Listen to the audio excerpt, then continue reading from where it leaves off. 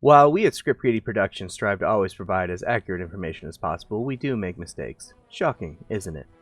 Today we'd like to cover some clarifications, corrections, and rebuttals to some of the comments that we've received on our Warlock videos. We appreciate that most people in general have expressed their disagreements in a constructive way, and as always are more than happy to facilitate those discussions as long as they remain civil. Now, on to the list. For those who mentioned we missed the spirit stat in our leveling guide, it was possibly a mistake to not really mention it. However, the reason we didn't was simply because we think you'll get enough spirit for a good rate of regeneration from your gear without having to focus it like the other stats. Currently, we are leveling in a hardcore Orc Warlock to prepare for Season of Discovery, and without even focusing spirit as a stat, we have already amassed over 15 extra spirit from greens at level 18, making it our highest stat already at 58. Also with life tap, spirit loses some value for Warlocks. As well, in our Warlock leveling guide, we misunderstood the talent Improved Drain Soul due to Blizzard's weird way of phrasing the bonus, at least in our opinion. We thought the 50% mana regen while casting was a passive effect that wasn't dependent on killing something with Drain Soul like the 100% boost and mana regeneration effect. However, after some further digging after a comment from a viewer, the actual buff itself does list the 50% chance to regenerate mana while casting on it, meaning this talent isn't as useful to take as initially thought, though not useless either when compared to the other options in the first two tiers, even with that change. This morning, going over the Wowhead data mines, we noticed a potentially new update to the Shadow Cleave tooltip, or at least one we didn't notice before based on the wording. However, it reads, Shadow Cleave works with most talents that work with Shadow Bolt, obviously meaning there will be some talents that affect only Shadow Bolt but not Shadow Cleave. Also, Wowhead's datamine currently lists all talents and runes except Nightfall and Bane as affecting both Shadow Bolt and Shadow Cleave, including Cataclysm, Devastation, Everlasting Affliction, Ruin, and Shadow Mastery, as well as the tier set bonuses of Doomcaller, the Zulgur Upset, and Plagueheart.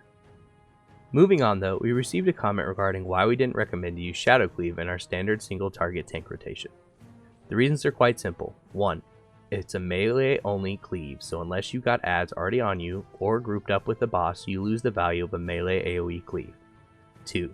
It has no extra threat modifier besides just the standard threat bonus from the Metamorphosis form. 3. According to data mines, Wowhead is estimating on the spell page it will cost 55 mana to cast for 26 to 39 shadow damage over 3 targets, versus Searing Pain, which they're estimating at 45 mana for 38 to 47 fire damage. Plus, it has a built-in threat bonus, plus whatever the Metamorphosis threat bonus adds as well. When you consider all of these things together, it should become quite clear why we didn't recommend adding the Shadow Cleave into the rotation. You'll simply generate far more threat spamming Searing Pain and dropping Shadow Cleave entirely for the single target unless we miss something. That doesn't mean though, as tanks we would never use it. If there is an add heavy fight, you'll want to gather the adds with your dots and maybe a Searing Pain, and then once they're all grouped up or with the boss, maintain your dots on the adds, and adding Shadow Cleave into your rotation is absolutely the correct thing to do to help maintain your AoE threat. In the same comment, they were wondering why we would recommend Searing Pain over Immolate or Incinerate to open the fight, and the answer we have is twofold. 1. We didn't think with trigger happy DPS this game has you'll be able to maintain threat with just a single Immolate or Incinerate with a follow-up and Searing Pain opener.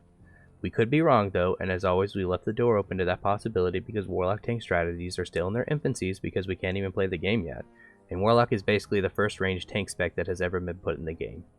2. If you open up with Searing Pain, you should start with a nice threat generation from the get-go, plus since you'll be 30 yards away from the boss at minimum, you should have time to get an Immolate or Incinerate, or for slower moving bosses possibly both before the boss actually starts hitting you.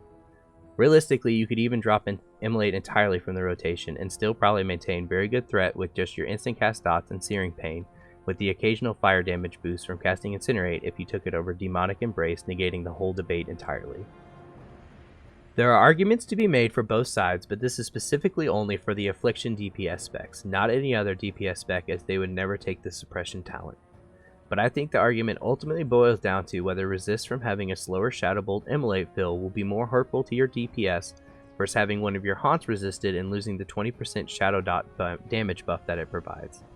At least in Phase 1 2019 Vanilla Classic rating, Warlocks couldn't get anywhere close to hit cap, so instead got what they could, then focused on trying to make each Shadow Bolt that didn't get resisted hit as hard as possible, which as a theory could definitely apply here as well, which makes me lean towards Bane being the better choice currently. But unfortunately, it's not something we can definitively prove one way or the other for sure until we can start rating and comparing meters or parses, since even sim data is highly unreliable right now. We also unfortunately got a few things wrong remembering the rules regarding Guardian and Battle Elixir limits. We were actually referencing the TBC rules when in Classic, there is actually no limit to Guardian or Battle Elixirs that you can have. The only thing that matters is if you use an elixir that has the same stat boost as, say, Arcane Intellect or Fortitude, and if that's the case, you would get whichever one gives you the bigger boost, whether it's the boost from buffs like the Fortitude or the boost from, say, a Stamina Potion. Moving on, Elixir of Firepower is basically the only battle elixir worth using unless you don't have a mage in your raid, simply because if you do, Arcane Intellect will override any bonus that Elixir of Wisdom would provide. However, if there is not a mage in your raid, Elixir of Wisdom would at least provide a small intellect boost so you wouldn't be missing your Arcane Intellect buff.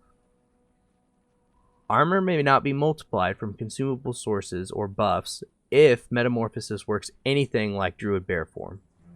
However, even if that's the case, Elixir of Defense is still worth using with Metamorphosis for any mode.